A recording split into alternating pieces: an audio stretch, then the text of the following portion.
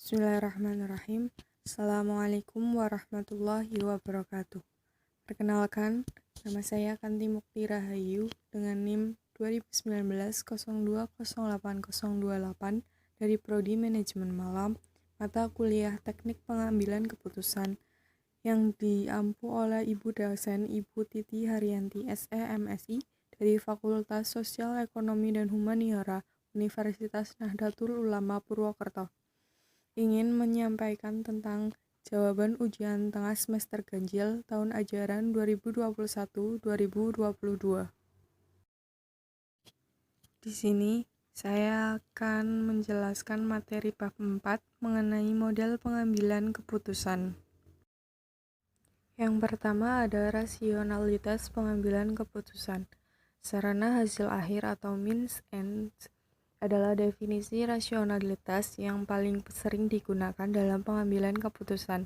Bila sarana atau peralatan dipilih secara tepat untuk mencapai berbagai hasil akhir yang diinginkan, keputusan dikatakan rasional. Komplikasi pada tes rasionalitas sederhana adalah sulit untuk memisahkan sarana-sarana dari hasil akhir karena suatu hasil akhir nyata mungkin hanya merupakan suatu sarana bagi hasil akhir di masa yang akan datang.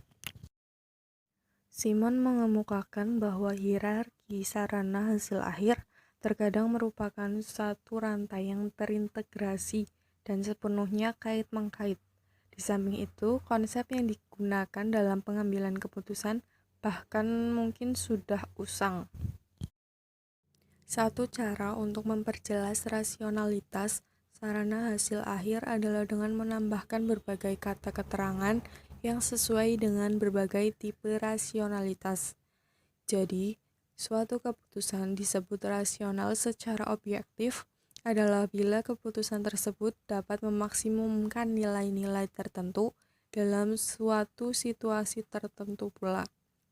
Rasional secara subjektif dapat digunakan bila keputusan memaksimumkan perolehan relatif pengetahuan akan subjek tertentu. Suatu keputusan adalah rasional secara sengaja bila penyesuaian sarana terhadap hasil akhir merupakan proses yang dilakukan dengan sadar. Suatu keputusan adalah rasional secara sengaja bila penyesuaian sarana terhadap hasil akhir dicoba dengan sengaja oleh individu atau organisasi. Suatu keputusan adalah rasional secara organisasional dalam arti bahwa keputusan tersebut diarahkan pada tujuan organisasi, dan rasional secara pribadi bila keputusan diarahkan ke tujuan yang individual. Yang selanjutnya ada model-model pengambilan keputusan. Yang pertama yaitu model ekonomi, berusaha mencapai pendapatan marginal sama dengan biaya marginal untuk memperoleh keuntungan maksimum.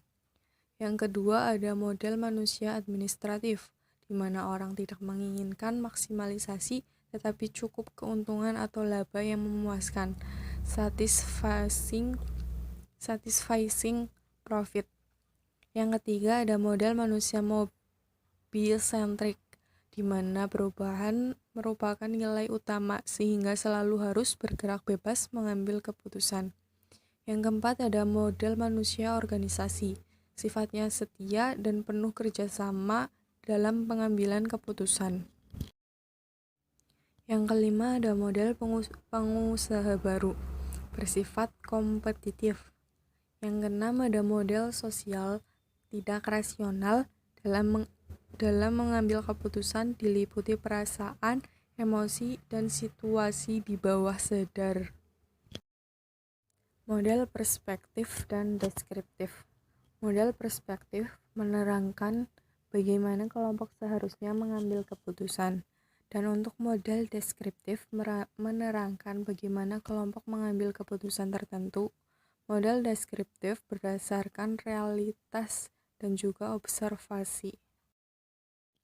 Langkah-langkah model deskriptif. Yang pertama ada orientasi.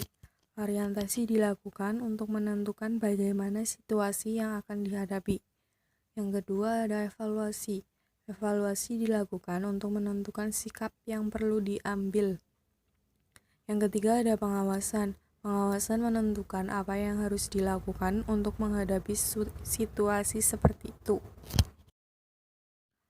Langkah yang selanjutnya dapat bersangkutan dengan masalah pengambilan keputusan, masalah pengendalian ketegangan yang timbul, dan juga masalah integrasi. Model spiral di mana satu anggota mengemukakan satu konsep dan anggota yang lain mengadakan reaksi setuju atau tidak setuju, kemudian dikembangkan lebih lanjut atau dilakukan revisi dan seterusnya.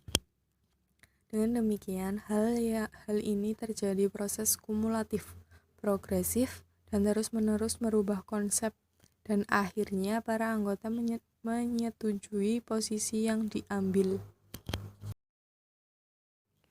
Dalam proses pengambilan keputusan ini, muncul para pimpinan yang nantinya membawa organisasi ke arah yang lebih baik lagi, karena mereka diakui mampu oleh para anggota lainnya, walaupun dalam proses tersebut sering pula timbul konflik.